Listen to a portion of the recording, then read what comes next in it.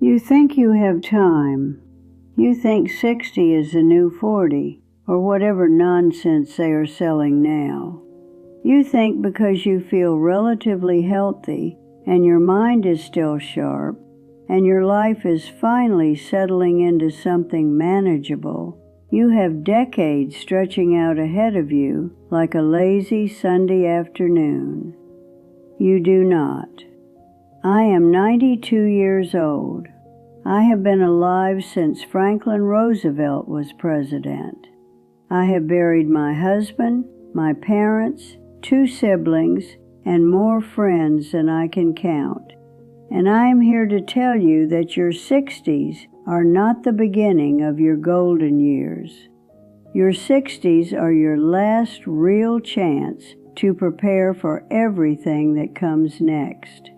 And everything that comes next is harder than you think. I was a high school guidance counselor in Pittsburgh for 38 years. I retired when I was 70, which means I spent my 60s winding down a career, helping my kids through their own midlife struggles, and starting to think about what came next. I thought I was prepared. I had saved money. I had plans. I had a husband I loved, and children who called regularly, and grandchildren who lit up when I walked in the room. I was not prepared for any of it. I was not prepared for my body to start betraying me in ways I could not fix. I was not prepared for the loneliness that comes when your friends start dying faster than you can process each loss. I was not prepared for my husband of 63 years to drop dead in a hardware store on a Tuesday afternoon while I was home making a grocery list. I was not prepared for the terror of a stroke, of waking up in a hospital, unable to move my left side, of realizing I could no longer live alone. So this is not a video from someone who figured it out. This is a video from someone who wishes she had been warned. And if you are in your 60s right now, consider this your warning. Lesson number 1.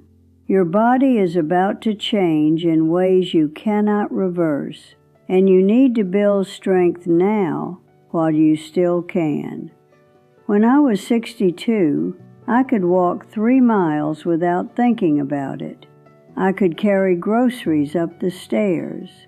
I could get down on the floor to play with my grandchildren and get back up again without help. I took all of that for granted because it had always been true. By 75, walking a mile was an accomplishment. By 80, I needed to rest halfway up the stairs. By 84, a stroke took what was left of my independence. Here is what nobody tells you. The muscle you lose after 60 is almost impossible to get back. The bone density you lose is gone forever. The balance you had naturally starts requiring conscious effort.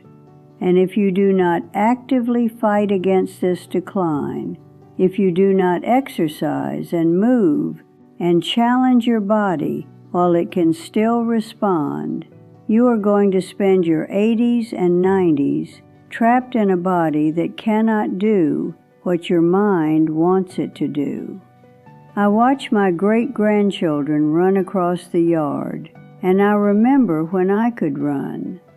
I remember when my legs were strong and my back did not ache, and standing up from a chair was not an athletic event. That woman feels like a stranger now. I wish I had treated her body better. I wish I had built more strength when I had the chance. If you are 62 and you can still walk 3 miles, walk 3 miles. Every day. Build the strength now because you are going to need it. Lesson number 2. Your friends are going to start dying, and you need more of them than you think. I had a close group of 4 women I had known since my 30s. We called ourselves the Tuesday Girls because we met for lunch every Tuesday for almost 40 years. Barbara, Eileen, Margaret, and me. We raised our children together. We supported each other through divorces and cancer scares and the deaths of our parents. I thought those friendships would last forever. Barbara died in 2008, heart attack. She was 75. Eileen died in 2014, cancer. She was 81. Margaret died in 2020, COVID. She was 87. I am the only Tuesday girl left. I did not make new friends in my 60s. I thought I had enough. I thought Barbara and Eileen and Margaret would be there until the end. I did not realize the end would come for them so much sooner than it came for me. Now I am 92, and most of the people who knew me when I was young are gone. My daughter is wonderful. My grandchildren visit when they can, but it is not the same as having a friend who remembers what you were like at 35. It is not the same as having someone who knew your parents, who came to your wedding, who held your babies. Make friends in your 60s, younger friends, older friends, new friends, any friends. Cast a wide net, because you have no idea who will still be alive in 20 years. The loneliness of outliving everyone you love is something I would not wish on anyone. Lesson number 3. Have the conversations about death and money now, while everyone is still healthy enough to have them. When my mother was 89, she had a stroke that left her unable to speak. She lived another 3 years, and we had no idea what she wanted. Did she want to be kept alive on machines? Did she want aggressive treatment or comfort care? Where was her will? What were the passwords to her accounts? We spent those 3 years guessing, fighting with each other, making decisions in the dark. I swore I would not do that to my children, and I almost did anyway, because talking about death is uncomfortable, because nobody wants to sit down with their kids and say, "Here is what I want you to do when I am dying. Here is where the money is. Here is who gets what." It feels morbid. It feels premature. It feels like you are inviting death into the room. But death is coming whether you invite it or not. And if you do not have these conversations while you can still have them, you are leaving a mess for the people who love you. I finally had the conversation with Lisa and Michael when I was 74. I should have done it at 64. I should have done it the moment I had grandchildren and realized there were people who would be affected by my death. Do not wait until you are sick. Do not wait until there is a crisis. Have the conversation now. Lesson number 4. Retirement will not save you. It will expose you. I spent my whole career looking forward to retirement. No more early mornings. No more difficult students. No more paperwork. I was going to travel and garden and read all the books I have been putting off. I was going to finally have time. I retired at 70 and I fell apart. I did not know who I was without my job. For 38 years I had been Mrs. Costello, the guidance counselor. That was my identity. That was my purpose. And suddenly I was just Lorraine.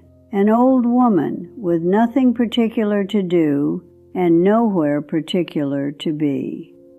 It took me 3 years to find myself again. 3 years of feeling useless and lost before I discovered that I love painting watercolors, that I love volunteering at the library, that I love having lunch with my daughter on a Tuesday for no reason. But those 3 years were dark. Anthony was worried about me. My children were worried about me. I was worried about me. If you are in your 60s and your job is your whole identity, you are heading for a cliff. Start building a life outside of work now. Develop hobbies, maintain friendships, figure out what you love besides your paycheck, because the day you retire, you are going to need something to be. And if you have not built that something, you are going to be nothing. Lesson number 5. You have less time with your spouse than you think, and most of it will not be the healthy, active years you are imagining. Anthony and I were married 63 years. That sounds like a lot. It is a lot. But when I do the math, it breaks my heart. The first 20 years we were young and building a life and raising children. We were so busy we barely had time for each other.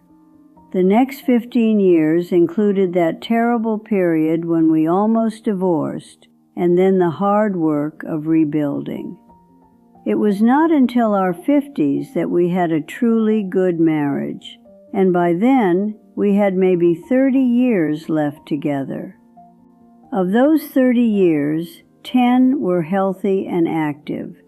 We traveled, we enjoyed our grandchildren, we had energy and curiosity and functional bodies. Then Anthony started slowing down. Then I had my stroke. The last 10 years of our marriage, we were managing decline, doctor's appointments and medications, and the slow narrowing of what we could do together. I am not saying those years were not good. They were. I would give anything to have Anthony back, even in a wheelchair, even confused, even dying. But I wish I had understood in my 60s that the window for adventure was closing. I wish we had taken more trips, stayed out later, said yes to more invitations. I wish I had not assumed we had unlimited healthy years ahead. You do not. Nobody does. Use the good years while you have them. Lesson number 6. Forgive everyone now, because later you will not have the chance. My brother Frank and I did not speak for 8 years. It was a stupid fight over our mother's care, over money, over things that seemed so important at the time. I was 67 when we stopped talking. I was convinced I was right. I was convinced he owed me an apology. Frank died of a heart attack at 79. He died while we were still not speaking. And now I will never get to tell him I am sorry. I will never get to hear his voice again. I will never get to sit across from him at a holiday table and roll my eyes at the same family stories we had heard 100 times. 8 years of silence for what? For pride, for being right, for refusing to be the one who reached out first. If there is someone you are not speaking to, someone you love who hurt you or who you hurt, pick up the phone today, not tomorrow, not next week, today, because people die and they do not wait for you to be ready. They do not wait for the right moment or the perfect apology. They just go, and they take your chance with them. Lesson number 7. Your adult children do not need your advice. They need your presence. I spent my 60s giving my children advice about their careers, their marriages, their parenting. I had 38 years of experience as a guidance counselor. I knew things. I had wisdom to share. They did not want my wisdom. They wanted me to show up and be their mother, not their counselor. They wanted me to hold their babies and eat dinner at their tables and ask about their lives without trying to fix anything. Every time I offered unsolicited advice, I was telling them I did not trust them to figure it out themselves. It took me until my 70s to learn to keep my mouth shut, to listen without solving, to be present without controlling. And by then I had damaged my relationship with Michael so badly that we spent 7 years not speaking. Your adult children are adults. They do not need you to tell them what to do. They need you to love them while they figure it out. That is harder than giving advice, but it is what they actually need. Lesson number 8. Write things down because you are going to forget everything. I have 11 grandchildren and 6 great-grandchildren.